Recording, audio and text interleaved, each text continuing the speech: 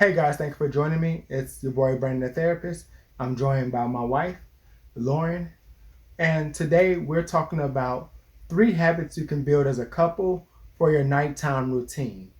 But before we get started, make sure you hit that like and subscribe button and tell me what color the like button is, if it changes at all. Purple. Blue? Yellow. Black and gray? Ooh, stripes. Stripes. I wonder if it's our stripes. Let us know. Let us know. What we're going to talk about is the 3 habits. These habits are essential for keeping open communication, making sure that you remain intimate, and it's just really for a healthier marriage and relationship. Right. And they should not be ignored because they're small, but they're vital. Mm-hmm. So the first one I want to talk about is communication. Yes, we hear communication, blah, blah, blah. But during the day, you don't realize how little you talk to your partner. Oh, yeah. You're working, she's working, and you just crossing paths. So always. You see each other, but there's no in-depth conversation. So you really don't know how each other feel or how each other day has been. Mm-hmm. And because of that, it's important to catch up at night. How are you doing? Acknowledge the person as a person. Right. Acknowledge me as your partner. Yes. And speak at night. So once you have that acknowledgement in, then you're able to really get in depth of how you feel, what's been going on, what did you notice throughout the day, what has changed, what has come up, and you're able to get those details, and hopefully in a really calm way, because you're both exhausted. Right. And then you're also able to talk about what's going to happen the next day, plan and make plans for that. Who needs to be where, what needs to be done. If you're like us, we're both working from home. Yes. And we see each other all the time, but we're crossing paths. I'm running out to grab tea, water, coffee between clients. She does taxes. She's staring at numbers all day. So it's like, yeah, food's right there. look over there. So I get updated on tax code and I don't understand any of it. But you can try asking me. I might have retained something. But sometimes I yell out, what's 18 times 4? And then 3% of that. He's like, what? Nothing. Math. So there's a lot of moving parts, and we still have a toddler. And so we need to get him to where he needs to be. Who's going to do it? Who has time to do it? What time can we do it? Do we need help from grandparents? Mm-hmm. And by taking the time to talk this out, we have solidified what's going to happen the next day. So the next day should run like clockwork. Much smoother. Yeah. And if there's any bumps, it's just stuff that we didn't expect or it came up unexpectedly, pretty much. And we do this typically in bed. Yeah. In bed. Put the cell phone down for a minute and just chit chat. And talk to each other. Mm-hmm. And then we also tell each other what we desire. Yeah. You know? And like, hey, we're stressed. We need a date. Yeah. Let's plan for that. Or there's always a form of communication, always something to talk about, always checking in with your partner mm-hmm. to see what they're missing and what you're missing to help keep bridging those gaps. Right. They happen, and the longer we ignore them, the bigger they get. The less you check in, the bigger the problem gets. And don't think because you're not talking about it, it doesn't exist. It exists. It's just being quiet. Somebody suppressing their feelings, and it will come out. It's boils up. Yeah. Mm-hmm. And to me, it will come out. And then you'll talk to them like, I've never been happy about this. Since when? I didn't know. Since when? And so talk about those things. Mm-hmm. Do not be afraid of conflict with your spouse. Conflict is not necessarily trouble. Conflict is problem solving. Right. You reach the point and the problem needs to be solved. I'm off my soapbox, guys. Let's talk about number 2. Number 2 habit is you need to add to your nighttime routine is doing something for each other to make their morning run smoother. So I'm the coffee snob between the two of us. He's more of the tea guy. So I make sure that tea kettle is filled and ready to go in the morning when I set the coffee filter for myself.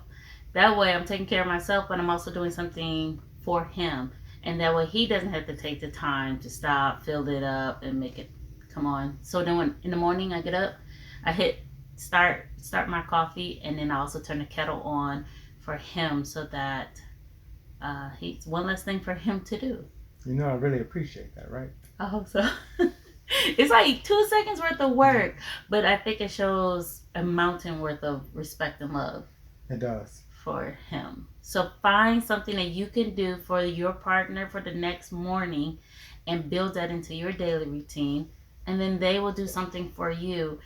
It's not that you can't do it for himself. It's not that he's incompetent. He can't pour water in a kettle and How do you boil water? turn it on. How do you make a hot dog? But what makes life easier is knowing that first thing in the morning, I go straight to the kitchen to get something started for all of us to eat. It's so much nicer to take that task off of his hand of having his drink of choice. Yes. And in that way, you develop this bond, this working together. Mm-hmm. You feel like you're working together. Yeah. Yeah. Because then while she gets it started and I'm getting ready for the day, once I'm done, I come out, finish, take over, and she gets ready for the day. Mm-hmm. Yeah.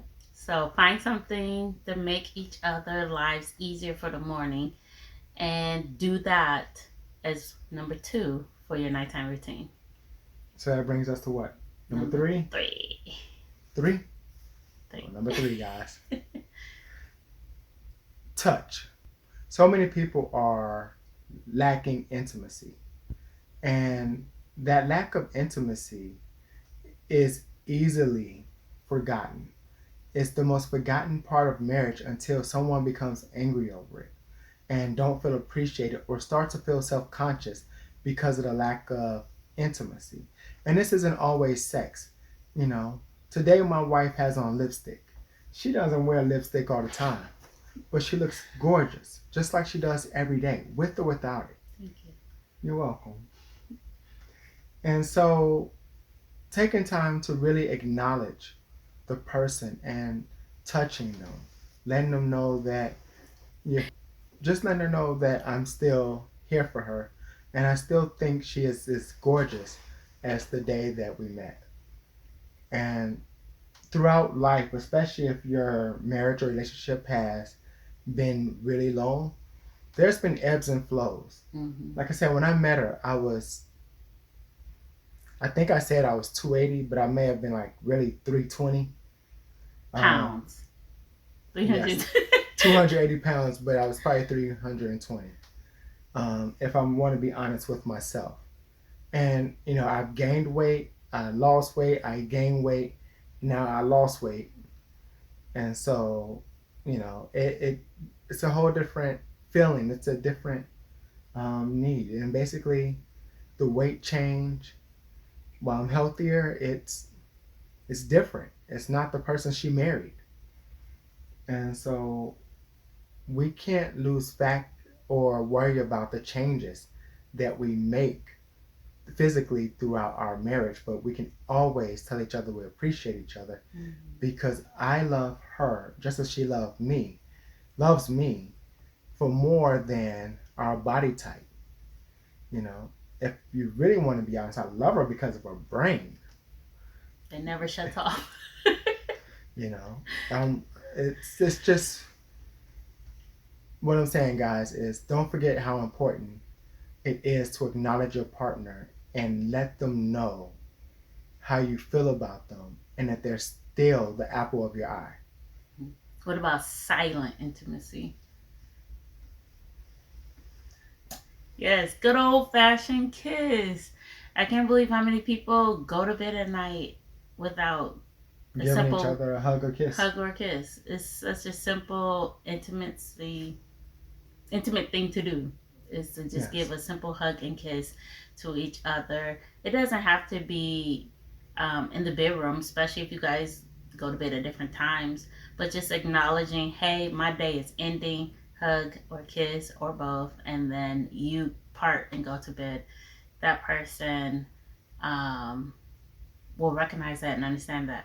And Brandon, he kisses everybody to bed at night, um, whether we're asleep or not. So he always gives our son a kiss when he is knocked out sleep. And then the same for me, especially if he has clients late at night and I am already asleep. He makes sure to give me a kiss, even though I'm sleeping. I don't really know. But Sometimes she notices and I get hit. so what is that? What is that? It's a fly. Wait, hold on. There's a fly in the house. Just trying to give you a kiss. Quit beating me. But yes. And it's often forgotten. Life happens. Mm-hmm. And if life keeps happening and you keep going further away, like I said in step one, you forget about it. And like I said, you don't acknowledge it until someone becomes angry, Yeah. or someone feels as if you don't appreciate them. This is all about appreciating your spouse and coming together as one. And these three small tips can make help you create a more solid foundation that will reduce arguments and keep you guys on one accord. Yes. So remember, to break a bad habit, you have to do a new habit how many times? 21. 21 times. In a row. In a So nice, a lot of kisses. Yes. So 21 days is all it takes Be to rewrite passionate. the old time and do something new for the first time. So recreate a habit in 2023 of 3 excellent ways to end your night. And love each other like newlyweds. Yes. We hope it helps, guys. So make sure you follow me on Instagram at Brandon.therapist. Make sure you follow her on Instagram at Lauren.Spoonfull. Till next time, guys. Wait. Hit the like and subscribe button. You thought you were getting away there. Hit the like and subscribe button. And we'll talk to you guys next time.